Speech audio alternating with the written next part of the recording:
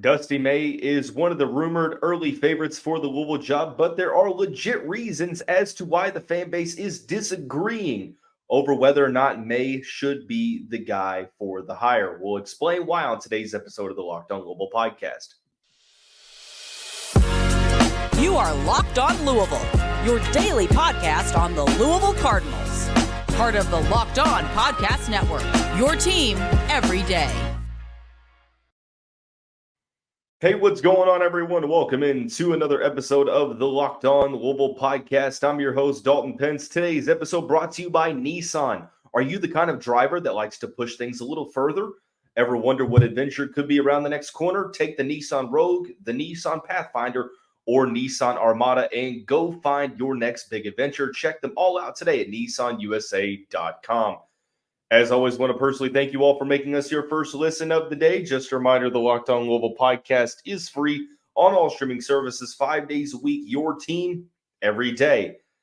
On today's episode of the show, we break down the candidacy for Florida Atlantic head coach Dusty May as it relates to the open Louisville men's basketball job. He is one of the rumored early favorites for the job, but there are legitimate reasons as to why the fan base is so divided when it comes to May.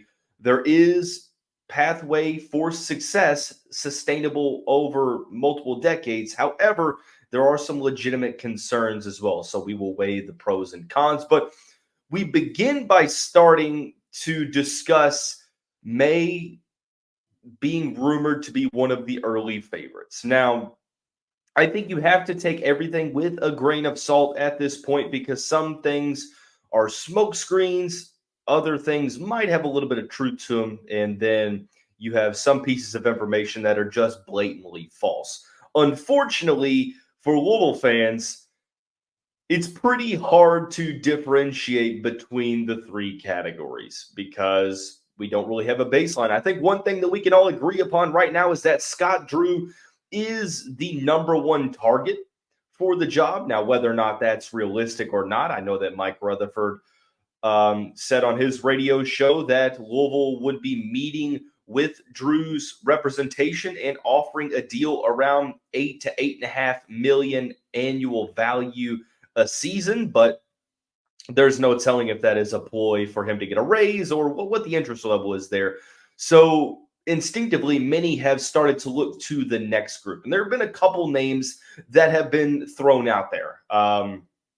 You have Josh Schertz from Indiana State has seen his name linked to this job more often than not recently, even though people still think he's going to take the job at St. Louis. And this is all just Louisville doing its due diligence, so to speak. You have Jerome Tang, another coach that we will talk about in the upcoming episodes, sort of being a dark horse candidate. I don't think Billy Donovan is realistic. I think due to off-the-court issues or baggage issues, if you will, Chris Beard and Chris Beard, Will Wade, and maybe Nate Oates don't really get a ton of consideration. I don't think Bruce Pearl is going to entertain this gig. So there's seemingly not many options that we've talked about. However, Dusty May from Florida Atlantic has seen his name start to gain steam. Jeff Goodman, national recruiting analyst, basically stated on Twitter that May will have his choice between Ohio State and Louisville, and whether or not he ends up at either destination will be solely his decision, kind of reading between the lines there. But he basically word for word kind of stated that he will have his choice. Some other insiders believe that to be the case. You look at what Josh Hurd said about the qualities that he's looking for in a coach yesterday, the ability to build a program, ability to connect with the fan base and media, understanding this gig, understanding the enormity of the job, understanding the expectations, and ability to recruit with the NIL budget and utilize the NIL infrastructure that is in place. I think Dusty May pretty much checks off all of those boxes. I think that Many are disagreeing as to whether or not he should be the top candidate. Some view it as sort of a sneaky good addition. Others are like, I'm good. I think the national media views May as an upcoming coach, one of the top mid-major coaches in the country that's looking to go to the Power 5 level. And for good measure, I mean, he is coming off of a Final Four run with Florida Atlantic. He has another solid team this year, and they're projected to be, at least competitive. I don't want to say projected to get to the second weekend because that's really tough to suggest in the NCAA tournament, but it wouldn't surprise me if they got back to that second weekend in the tournament. So I think you look at this in two different ways. Number one, would May come to Louisville? I mean, I think if Louisville makes a concrete offer, I would say 100%. Now, I don't think that there's a situation in which he stays at Florida Atlantic unless both Ohio State and Louisville balk and they go to another candidate and there's no significant interest that he sees. I think that the most likely or the least likely of outcomes that will result from this is he is back in Boca Raton next season. I don't think that that's going to be the case. I think he's going to be coaching in the Power 5 somewhere. Now, would he choose Louisville or Ohio State? That is the main thing. Now, obviously, that's the second part of the equation is would Louisville prioritize Dusty May? And I think that if Scott Drew goes to Josh Hurd and says, I'm flattered, thanks, but no thanks, then you look toward the next rank. And I think that there's a group of coaches that would probably be considered. It's probably a group of like Cronin, Tang, Schertz, and May. Of the four, I feel like Dusty's probably the most likely of the four because, the contract is not all that large. The buyout's not all that large. I mean, he's got a $1 million buyout. As I interpret it, it was 1.5 up until February 29th, and then it drops to 1 million for the remainder of the 2024 year. And he's making 1.25 million a season. So obviously Louisville is not really going to be competed with by Florida Atlantic in this situation. If Louisville wants him, then monetarily they're going to offer a package that it's going to make a ton of sense, probably close to what Kenny Payne was making, and then the NIL infrastructure in place as well. So money is not going to be an issue here. There's not really a significant buyout, $1 million buyout. It's going to be a matter of, let's say Louisville does prioritize Dusty May, and they're like, okay, he's the go-to guy after Scott Drew. Would Dusty go to Louisville or Ohio State? Because for the past couple of weeks, his name's been tossed out in,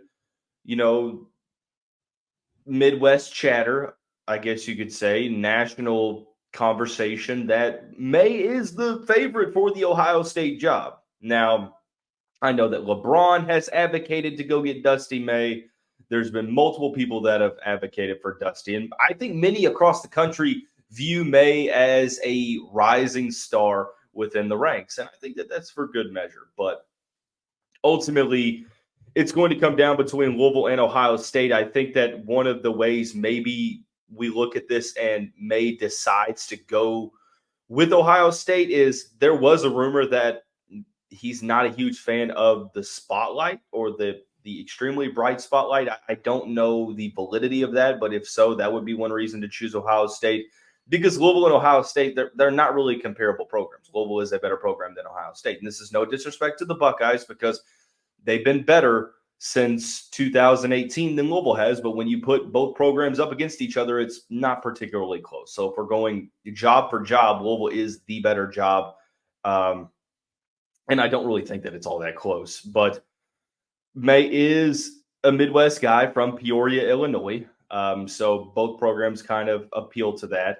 But I wonder if Louisville does wait for Scott Drew and Baylor does make a run and they're sort of waiting for Drew and May and Florida Atlantic sort of fizzle out of the tournament early. If Ohio State doesn't try to push for his signature and Ohio State hires him before Louisville is able to be told no by Drew, there's a couple of situations. I think that May is the favorite today. Could be different here in a week. You just never know. That's why I'm saying he's rumored to be one of the early favorites. So, but it would make some sense. But there is legitimate reason as to why, reasons plural, as to why this fan base is so split on Dusty May as a candidate.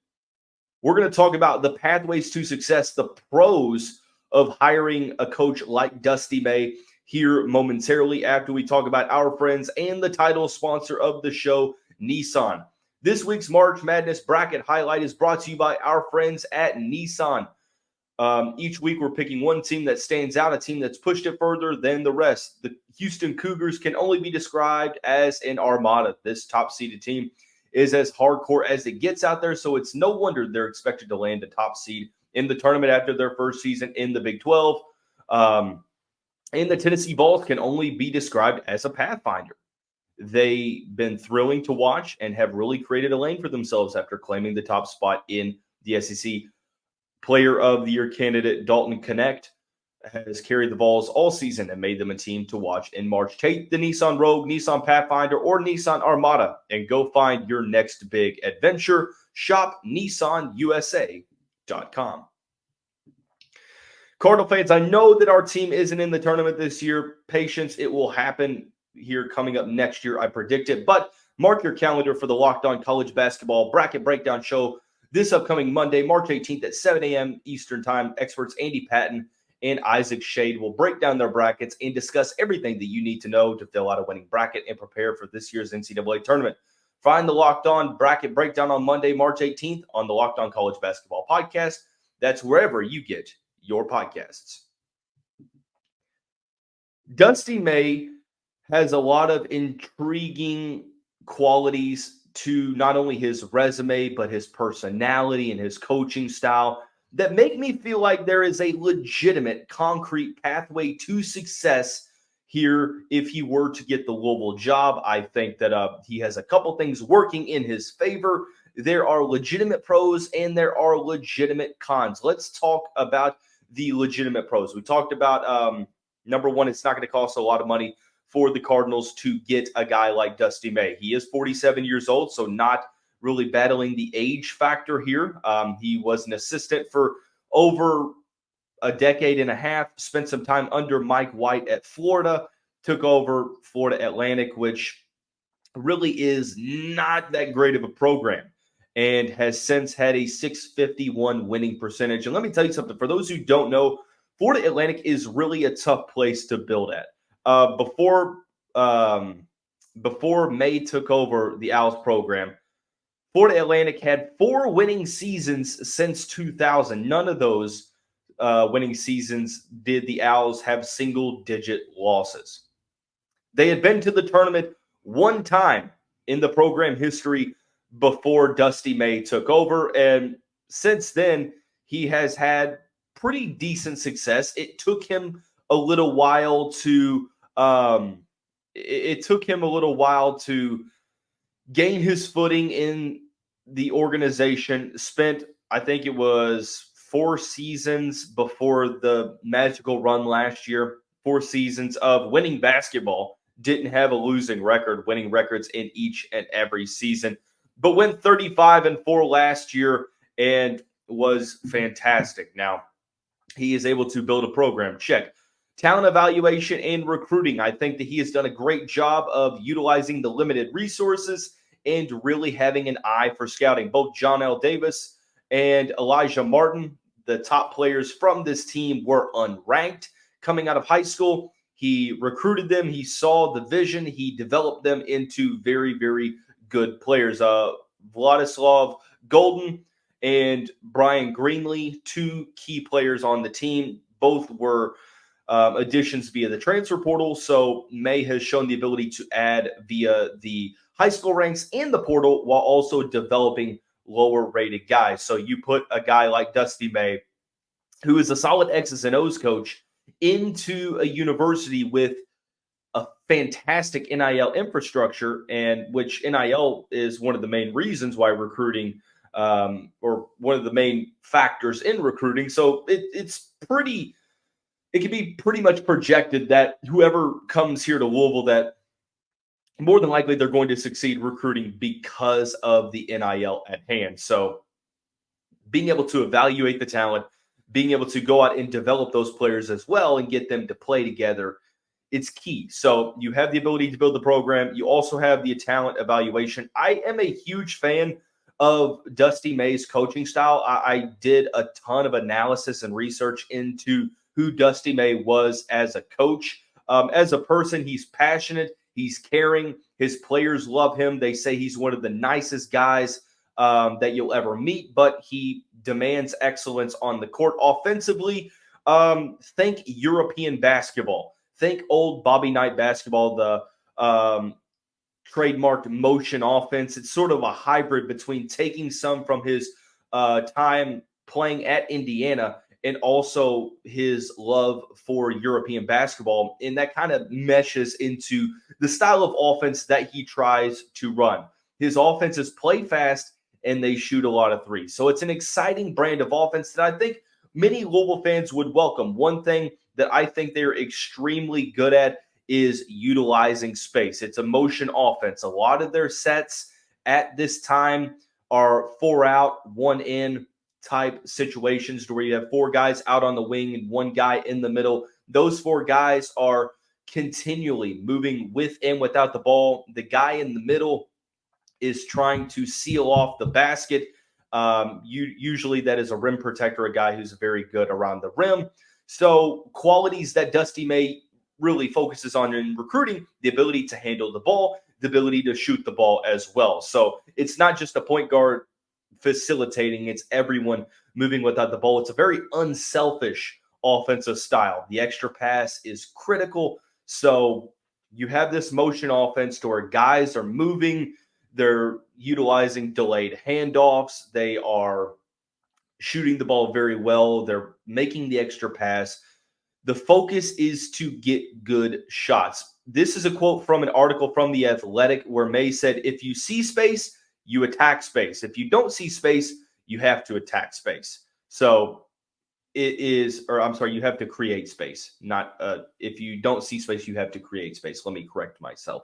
So it's all a matter of manipulating space, understanding, your role on offense, and being unselfish. It's not really what we've been used to recently, to where it's a lot of isolation basketball and utilizing individual talent. It is one of the reasons why Florida Atlantic has been able to have some success, is because their athletes might not be as great as other teams, but what they've been able to do to compensate for that is have a system that opposing defenses struggle against. Their offense is founded on the notion of finding good shots, and it also emphasizes transition, the art of throwing the ball ahead, making that early pass and getting out in transition. Like I said, 4 wide, 1 in the middle, cutting across the court, a lot of pick and roll action. And in those pick and rolls, it seems like there's always a secondary option for a shooter. So like I said, play fast, shoot a ton of threes, almost sort of like Alabama light. So offensively, the team is great. Defensively, Dusty May's team's not necessarily known for being great defensively, but at the very least serviceable. It's a high-effort system. It's a high-effort program, but high effort in the sense of players switch everything. There's no defensive rotations. It is switching ball screens, and that shows you that in recruiting, you're looking for versatility on the defensive end. Understanding the role and what they're supposed to do on the defensive end is key for this system. And May has said that, it needs to improve, but the Owls are decently solid on defense, even though you have to understand that they're not playing they're not playing with the advantages of a Power 5 school. You're recruiting at a severe disadvantage, but still Dusty May is sort of being able to compensate for that. So a lot of reasons to like Dusty May. I think that X's and O's wise, he's solid. He would have the recruiting opportunities. He's good at talent evaluating. And then obviously has built a program up as well. So many will say, well, you hear all that. What is there to complain about? What is there to be skeptical about? And there are a couple legitimate reasons to be concerned about hiring Dusty May. One of those is because his alma mater right up the road, it's expected that job's going to open up probably in the next year or so. It didn't this year, strangely enough, or he probably would be there. We'll talk about it here momentarily after we talk about our friends over at Amazon Fire TV. Fire TV is your destination for sports, from live games to highlights to in-depth analysis. Fire TV offers amazing viewing experiences with smart TVs, as well as the Fire TV channel stick that you can plug into your existing TV. Whether it's opening weekend for baseball or the college basketball tournament, you're going to want to have a Fire TV. Fire TV recently created the Fire TV channels to deliver a constant supply of the latest videos from your favorite sports brands, all for free. That includes all of us at Locked On and most of the big pro leagues and college conferences as well. If you haven't checked out Fire TV channels, you should. Trust me on this. To learn more, visit www.amazon.com/LockedOnFireTV. Before we head into the third segment, I also want to take this time to tell you about our friends over at eBay Motors. Passion, drive, and patience, what brings home the winning trophy, is also what keeps your ride or die alive.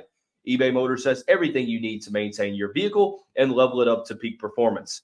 From superchargers, roof racks, exhaust kits, LED headlights, and more, whether you're into speed, power, or style, eBay Motors has got you covered. With over 122 million parts for your number one ride or die, you'll always find exactly what you're looking for. And with the eBay Guaranteed Fit, your part is guaranteed to fit your ride every time, or you get your money back, because with eBay Motors, you're burning rubber, not cash. With all the parts you need at the prices you want, it's easy to turn your car into the MVP and bring home that win. Keep your ride or die alive at ebaymotors.com. Eligible items only. Exclusions apply. eBay Guaranteed Fit, only available to U.S. customers.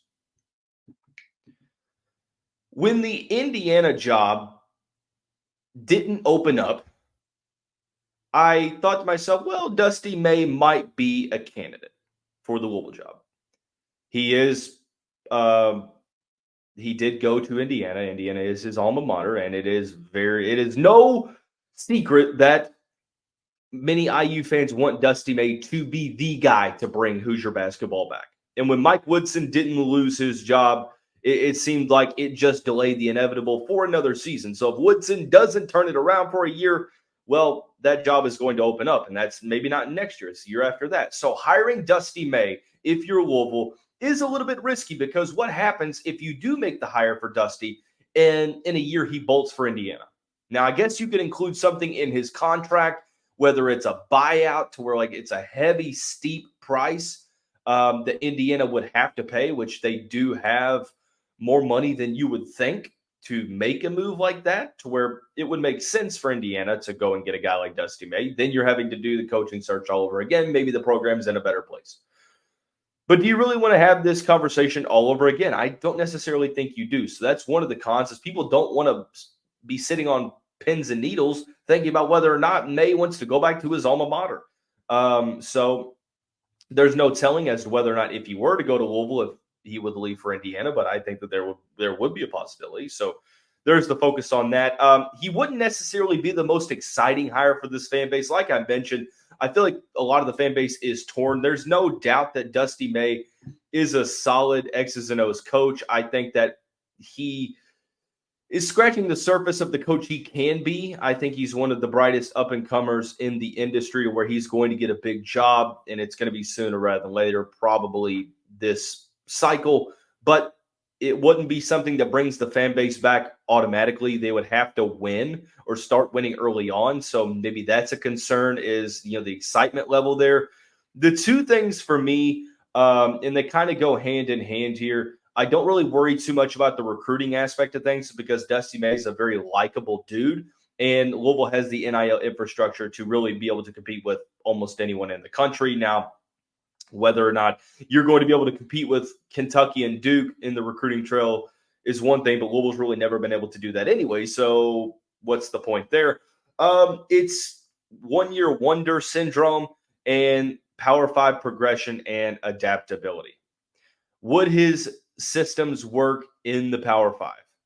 I think they probably would, because, it's not just utilizing better athletes in the conference. It is a very intricate level offense that I think his teams play with. Would his teams be able to pick that up right away? Josh Hurd said that you don't really have the luxury of time. Now, I understand it's a lot harder to turn around Florida Atlantic than it probably would Louisville with the NIL base they have.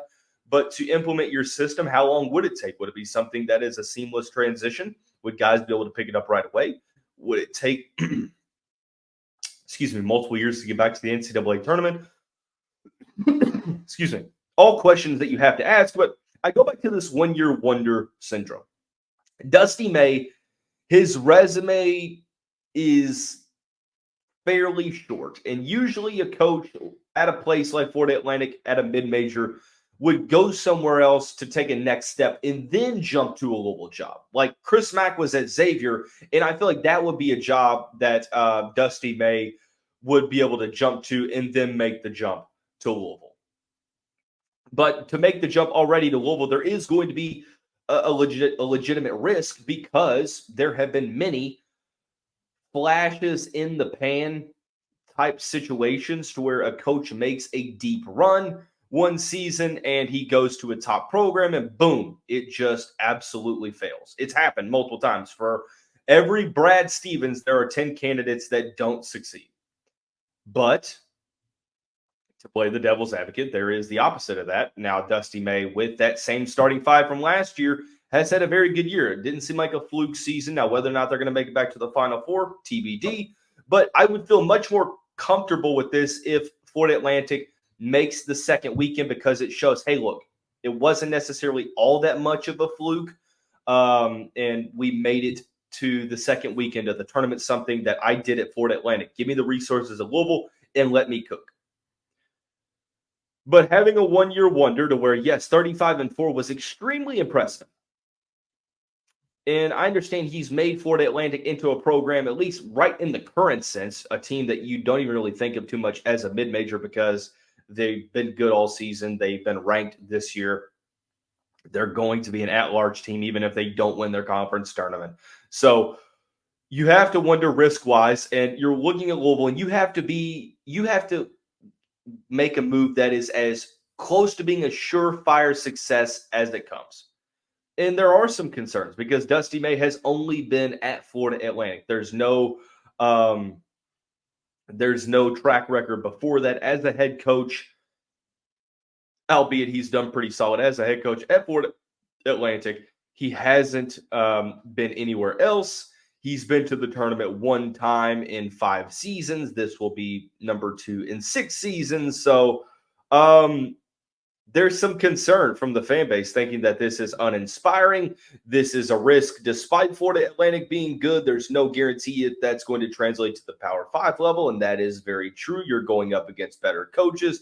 You're going up against better players, better teams overall. So with any mid-major coach or coach that doesn't have a legitimate track record spanning more than 5 seasons, there's going to be a risk involved. So I think that there are justified and legitimate concrete reasons for the disagreements amongst the fan base. Personally, for me, my take is it wouldn't be the most inspiring hire, but I do see a pathway for sustained levels of success here at Louisville. And I wouldn't hate the move. I talked myself more into the move after I did a deeper dive into his offensive coaching style, but you could certainly do worse. And I think he would be a pretty decent option. But tomorrow's episode of the show, we discuss the candidacy of Kansas State head coach Jerome Tang. So be sure to stay tuned into that. That's going to wrap up today's episode of the show. Everyone have a great day. We'll see you right back here very soon.